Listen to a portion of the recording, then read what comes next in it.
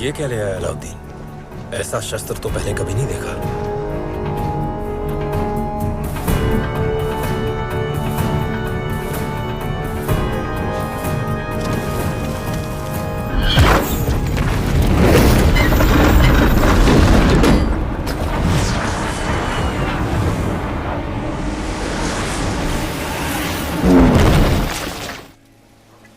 ये देखिए खिलजियों के सरदार।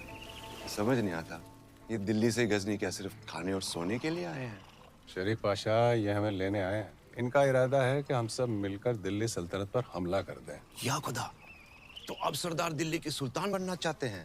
सल्तनत से बगावत करेंगे? बगावत नहीं, सारा मसला ख्वाहिशों का है। जी। कब तक हम सल्तनत की खिदमत करते रहें? कब तक? हाँ, अब हम तो सल्तनत का तख्त चाहते हैं। कौन है ये गुस्ताख?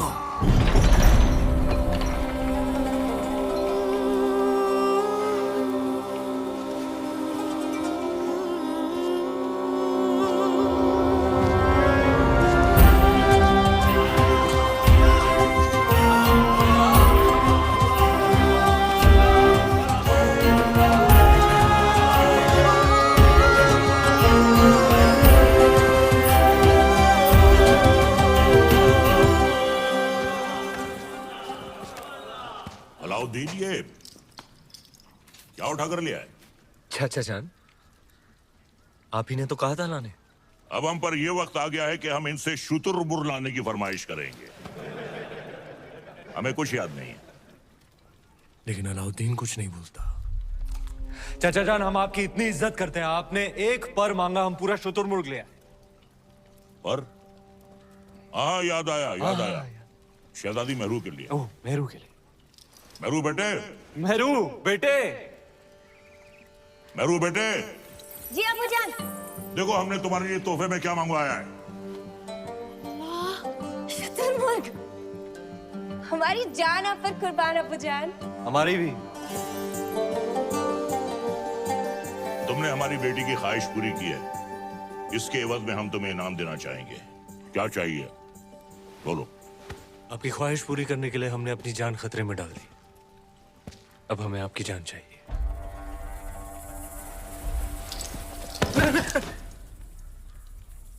आपकी शहजादी मेहरुनिसा से हमारा निकाह। बड़ा शातिर है, एक नायाब चीज देकर दूसरी मांग रहा है।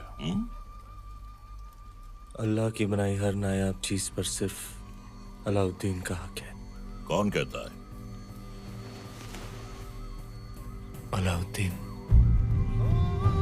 मेहरुनिसा बिन्ते जलालुद्दीन खिलजी, क्या तुम्हें अलाउद्दीन खिलजी के साथ निकाह कबूल है?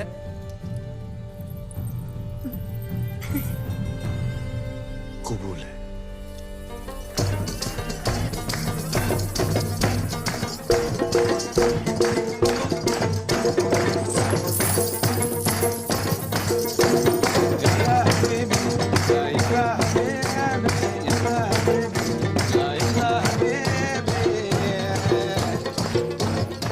पाशा, हमारे दामाद इस महफिल से गैर मौजूद क्यों हैं? उनसे कहिए हमने तलब किया है। जी, अभी बुलाते हैं। अलाउद्दीन! अलाउद्दीन! अलाउद्दीन! आज तो तुम्हारी निकाह की रात है। कम से कम आज तो अपने आप को रोक ले। सरदार को पता चलेगा तो तेरा सर काट के रख देगा। बताइए, तुम नहीं बताओगे शरीफ पाशा? तुम तुम्हारे बचपन की यार हो, तुम्हारी जान हो। तुम कभी नहीं बताओगे, कभी नहीं, कभी नहीं।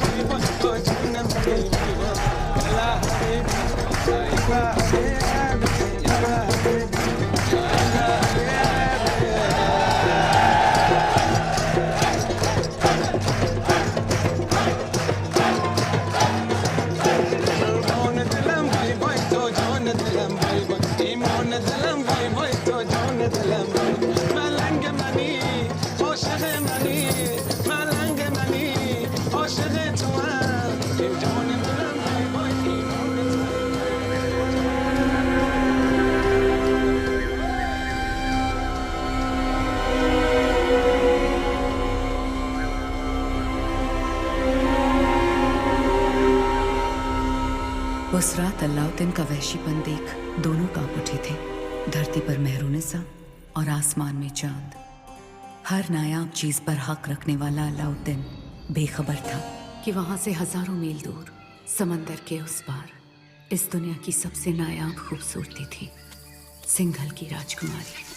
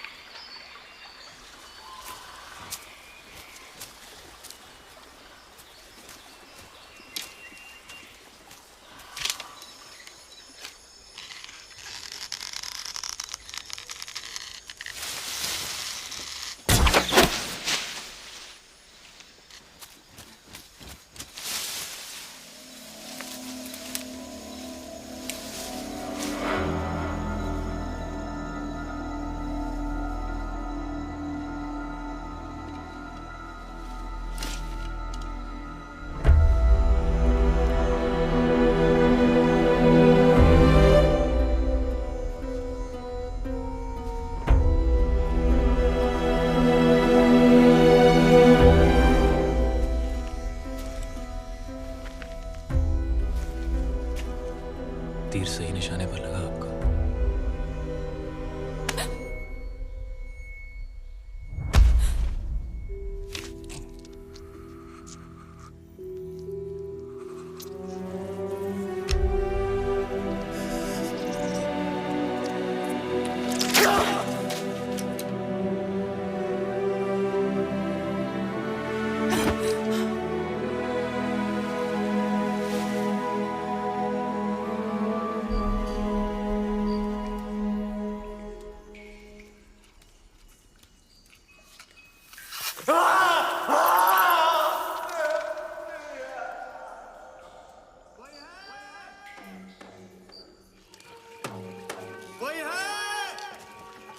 वर्धन,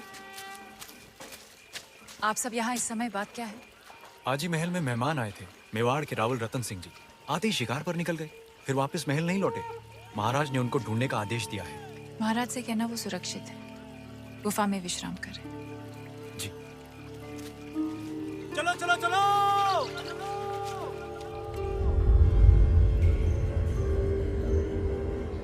उन मोतियों का मोह जानते हैं आप? इतने ही खुश हो गए थे तो 2-4 गांव लिख देते। वो हार देने की क्या जरूरत थी? कहना क्या चाहती हैं? यही कि हमें वो हार वापस चाहिए। ब्याह में दामाद का मान समझकर आपको भेंट किया था और आपने उसे इस तरह लुटा दिया। आप चिंता ना करें, हम वैसा ही हार बनवा देंगे आपके लिए। तो क्या आप समुंदर पार जाएंगे वो मोती लाने? सिंघल के मोती थे, अब ना कभी वैसे मोती आएंगे ना वैसा हार बनेगा।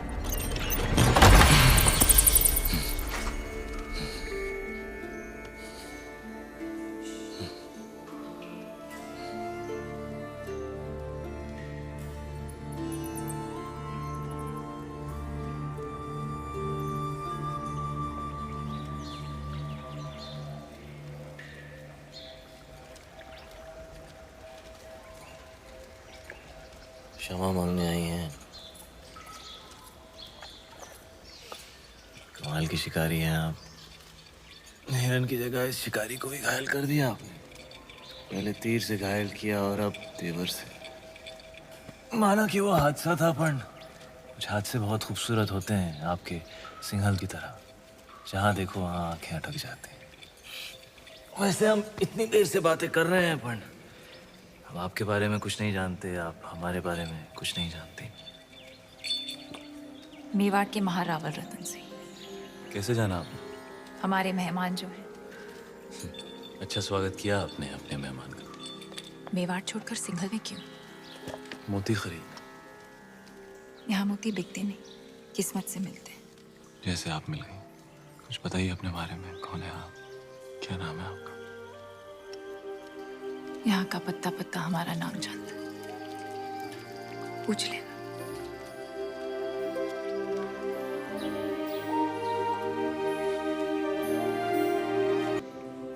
पद्मावती पिछले 2 दिन से आपकी सेवा कर रही है।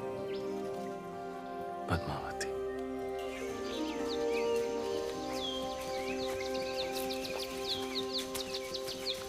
क्षमा मांगते रतन सिंह जी, सिंघल में आपका ठीक से स्वागत तो कर नहीं पाए और आते ही पद्मावती ने आपको घायल कर दिया। बहुत बड़ी भूल हो गई हमारी बेटी से। भूल हमारी थी गंधर्व सिंह जी, पद्मावती की नहीं। शिकार करते हुए हमारी नजर उन पर पड़ी, हम ही दबे पांव उनके पीछे पीछे गए और तीर भी हमें ही लग गया। चलिए हम आपको लेने आए हैं, वापस महल में पधारें। महलों में तो बहुत रह लिए, यहाँ की सादगी हमें बहुत अच्छी लग रही है। अगर आपको बुरा न लगे तो हम कुछ दिन यहीं रहना चाहेंगे। रतन सिंह जी, मेहमान बनकर आप आए थे यहाँ, अब लगने लगा है हमारे परिवार का हिस्सा है। हम चाहते हैं कि आप सिंघल से मोती लेकर जाएं, गाँव नहीं।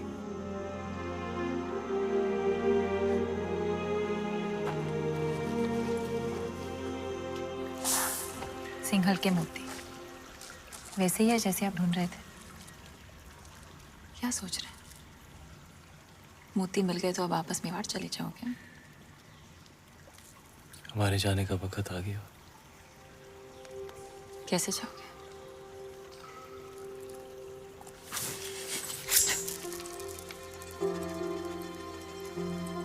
घाव जो नहीं भरा। हमारे साथ मेवाड़ चलेंगी पद्मावती, हमारी पत्नी बनकर।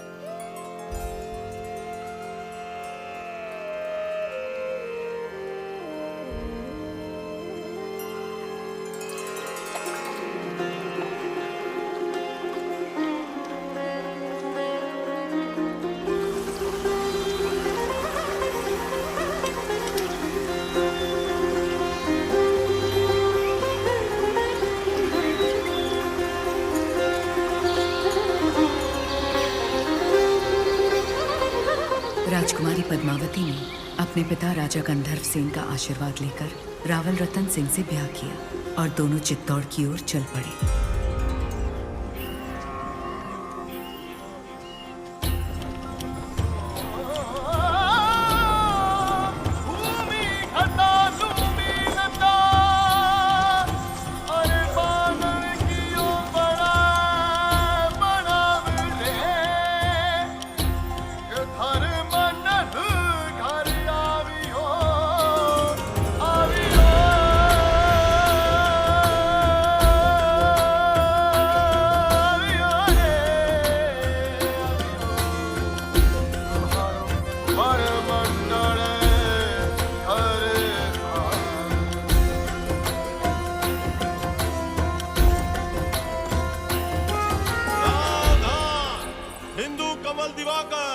रघुकुल सूरज, मेवाड़ प्रभाकर, महारावण रतन सिंह जी दरबार में पधार रहे हैं।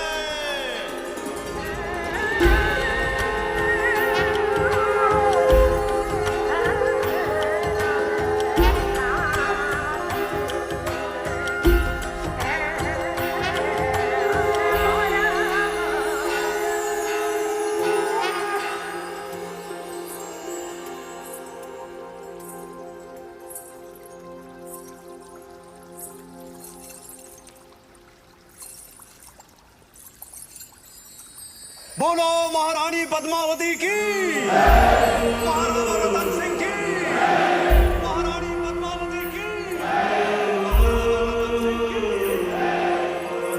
जब सारा चित्तौड़ रानी पद्मावती की जय जयकार से गूंज रहा था, दिल्ली में खिलजी हुकूमत की शुरुआत हो चुकी थी। सिपहसालार जलालुद्दीन ने सल्तनत से बगावत कर सुल्तान हिंद का ताज अपने सर पहन लिया था। सुल्तान हिंद जलालुद्दीन खिलजी, सुल्तान हिंद जलालुद्दीन खिलजी। लेकिन उस वक्त भी अलाउद्दीन की नजर हिंद के उस नायाब तख्त पर ही थी। ये तख्त और ताज जितने सुनहरे लगते हैं उतने नोकीले भी हैं। इस तख्त पर बैठकर हमें खुशी भी हो रही है और फिक्र भी, क्योंकि इस वक्त हमारे चारों तरफ दुश्मनी दुश्मन है और सबसे बड़ा मसला तो ये कमबख्त मंगोल है। सुल्तान, इस वक्त उन खूंखार मंगोलों से जंग में जीतना नामुमकिन है। उनके मुकाबले हमारी फौज आधी भी नहीं। लेकिन हमारा हौसला उनसे दुगना है। तो क्या आप लड़ेंगे उन मंगोलों से? खिलजियों के खातिर तो खुदा से भी लड़ सकता है अलाउद्दीन। अपने हौसलों को इतना भी बुलंद मत करो अलाउद्दीन, जिसके बोझ तले तुम खुद ही दफन हो जाओ। गुस्ताखी माफ हो, लेकिन अब तक वो मिट्टी ही नहीं बनी जो अलाउद्दीन को दफन कर सके। हमें तुम्हारे ये खोखले दावे नहीं, सिर्फ और सिर्फ फतेह चाहिए। हम जाएंगे मंगोलों से लड़ने। सुल्तान, आपका यकीन ही हमारी फतेह है।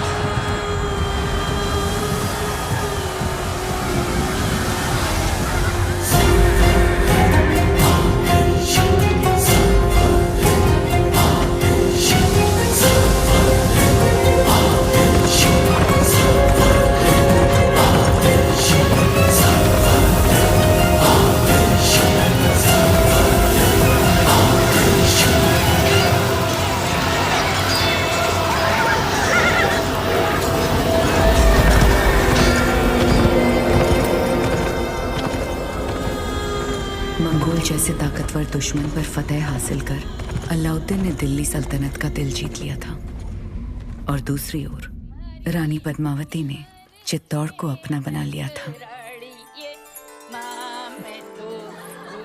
सूरज भाई साहब, संभल के, थारे घूमरे दिन गए, कमर में लचक आ जाएगी।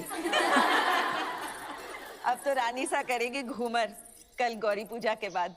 छोटी रानी सा, घूमर रो रंग चोखो जमना चाहिए। रंग तो जमेगा ही सूरज भाई साहब, क्योंकि कल ढोल हम बजाएंगे। अंदाता हुकुम। कुंवर भाई साहब, फिर बोलो तारो बड़ बोलो बेटो बीच में। ढोल बजाना तो दूर की बात बादल, घूमरे बखत रानी वास में हुकुम रे सिवा कोई मत आ भी नहीं सकता। तो छोरा, तू अपने ब्याह में जी भर के ढोल बजा लीजिए। रावल साहब पधार रहे हैं। सब मिलके नई दुल्हन को सता रहे हैं।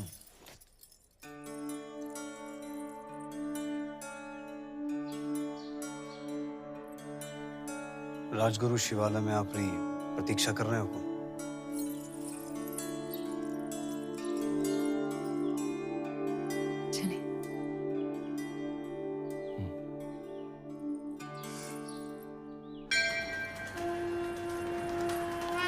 पधारो हुकुम। पद्मावती, आप हैं मेवाड़ के मार्गदर्शक और हमारे राजगुरु आचार्य राघव चेतन जी। हमारे सभी प्रश्नों के उत्तर यही देते हैं। हमारी राजनीति भी इन्हीं की देन है। आशीर्वाद लीजिए।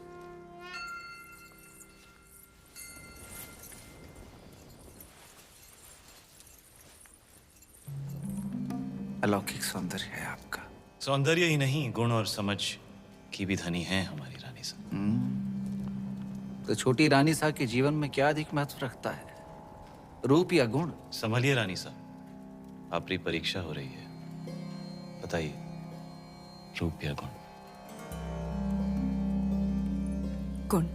और रूप? वो तो देखने वाले की आंखों में होता है। अर्थात किसी को पत्थर में शिवलिंग दिखता है और किसी को शिवलिंग में भी पत्थर। जीवन का वर्णन 3 शब्दों में। अमृत, प्रेम और त्याग।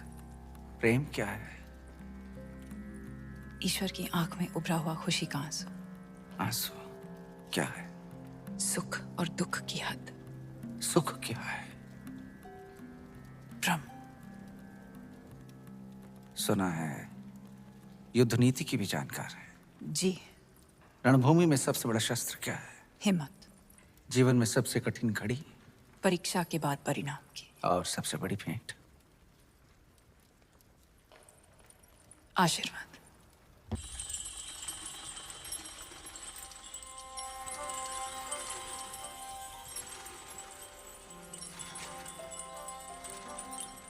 किस्मत देखी हमारी, गए थे सिंगल मोती लेने और आप हाथ लग गई।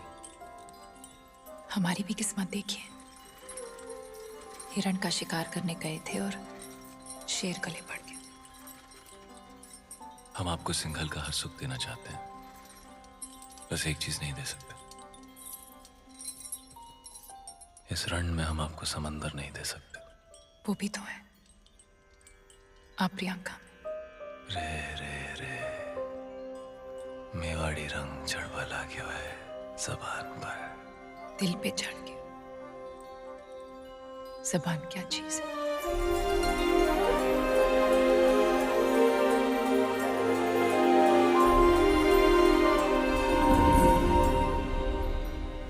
क्या हुआ? ऐसे लगा कोई हमें देख रहा है। चांद होगा, आपकी तारीफ से जल रहा होगा।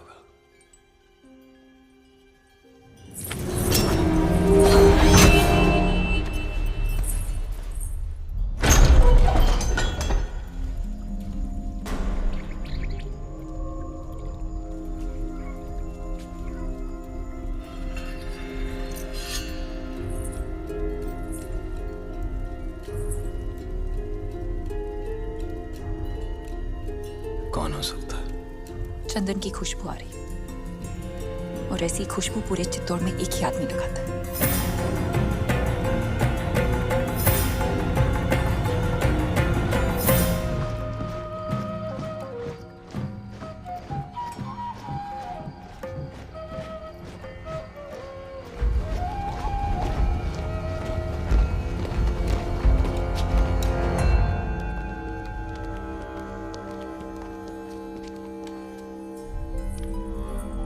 आधी रात में सिपाही भेज के इस तरह बुलाने का मतलब क्या है हुकुम?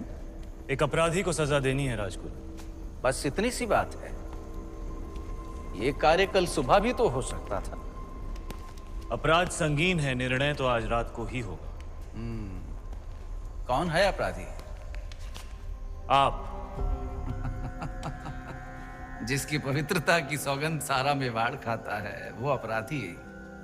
जिसने रावल रतन सिंह को सिंहासन पर बैठना सिखाया है वो अपराधी। ऐसा क्या अपराध हुआ है हमसे हुकुम? जब रावल अपनी रानी सा के साथ एकांत में थे, उन पलों को देखने की हिम्मत की है आपने। मनगढ़ंत। प्रमाण क्या है? सुजान सिंह, हुकुम।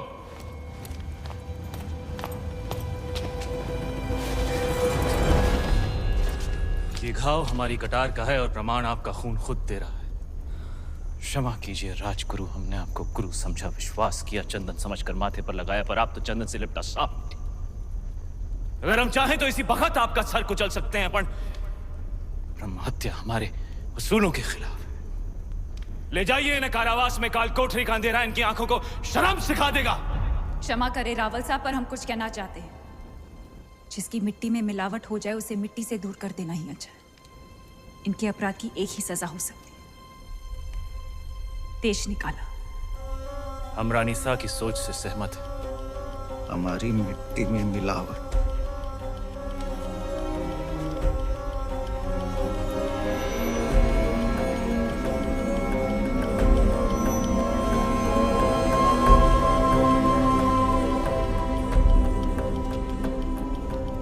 लो पी ली हमने अपमान की आग, लेकिन इस आग में जलकर चित्तौड़ राख हो जाएगा। विदा करने से पहले अपने गुरु के पांव नहीं छुएगा। सुजान सिंह, हुकुम।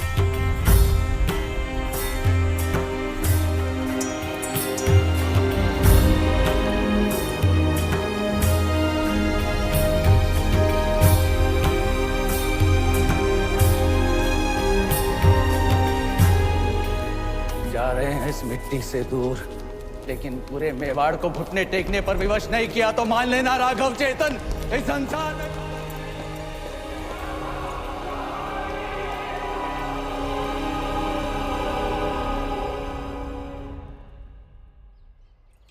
बड़े अब्बू, आपने अलाउद्दीन चाचा को कारा की जागीर क्या दी, उनके तो तेवर ही बदल गए। आपकी इजाजत के बगैर देवगिरी पे हमला किया और उसे लूट कर यहाँ आने के बजाय सीधा कारा पहुंच गए। इतात बेटे ने सही कहा। अलाउद्दीन न जाने कब आपसे बगावत कर बैठे।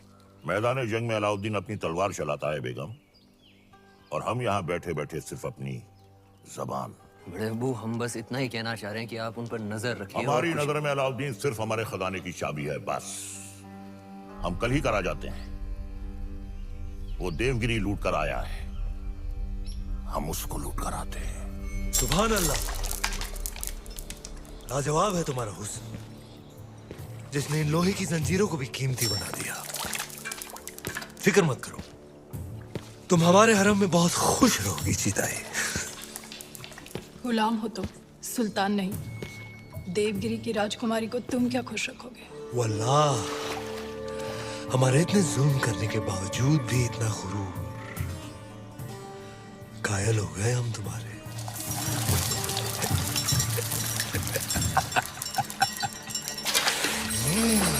सरदार, आपका मंसूबा कामयाब हुआ।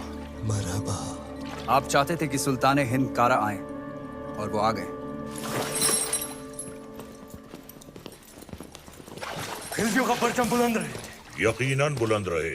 ये अलाउद्दीन सुल्तान हिंद का इस्तेमाल करता है। खुशबाश, खुशबाश। खुशी भी हुई और हैरत भी। आप बगैर इत्तला किए अचानक कारा में कैसे? यही सवाल तो हम तुमसे पूछना चाहते हैं। देवगिरी लूट के सीधे दिल्ली आने के बजाय तुम यहाँ कारा में कैसे? तो क्या सुल्तान हिंद को अब हम पर एतबार नहीं रहा? ये सारा खजाना देवगिरी से लूट कर आप ही के लिए तो लाए हैं। ये पत्थर नायाब है। ये तोहफा हमने खुद को दिया है।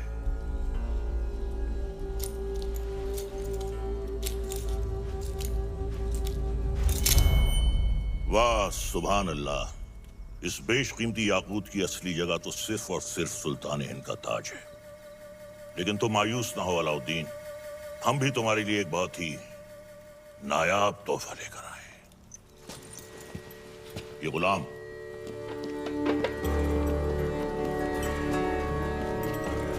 खास तौर से तुम्हारे लिए खरीदा गया है। लोमड़ी की खाल में छुपा हुआ एक चीता है ये। पैरों के नाखूनों से लेकर सर के बाल तक ये तुम्हारी खिदमत करेगा। आजमा कर देख लो। नाम क्या है? मलिक गफूर हुजूर। तुम्हारा नहीं, मित्र का। जन्नतुल फिरदौस। क्या कर सकते हो हमारे लिए? सब कुछ। आप कहें तो जान भी दे सकता हूँ। ले सकते हो? जी हुजूर। इन दोनों की जान ले लो। इन दोनों? अरे भाई, ये दोनों मेरे वजीर हैं। ये मजाक छोड़ो। अलाउद्दीन, हम चाहते हैं कि तुम अपनी फौजों का रुख दक्कन की जानिब दो।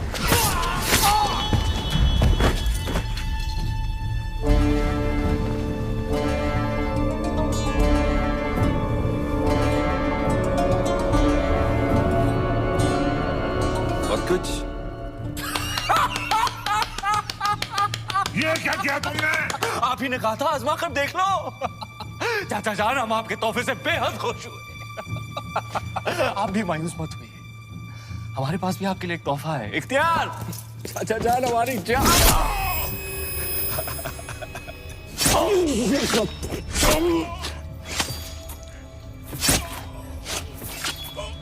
बुलंद रहे।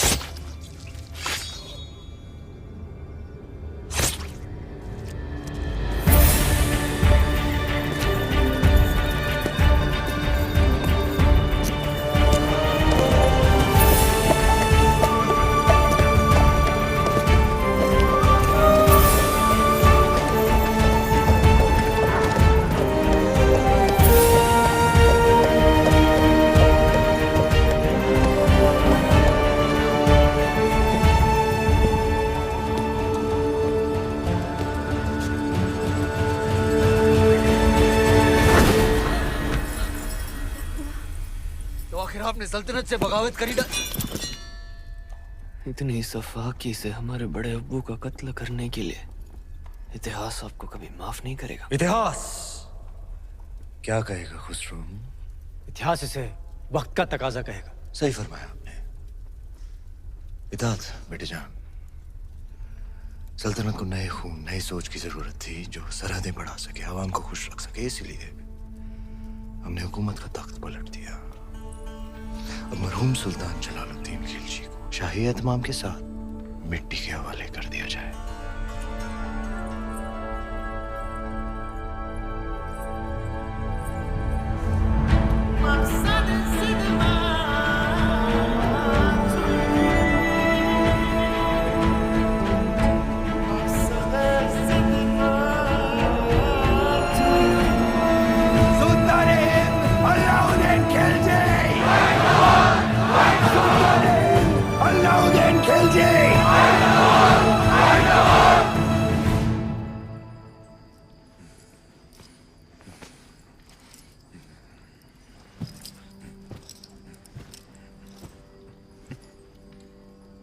हम सुल्तान बन गए।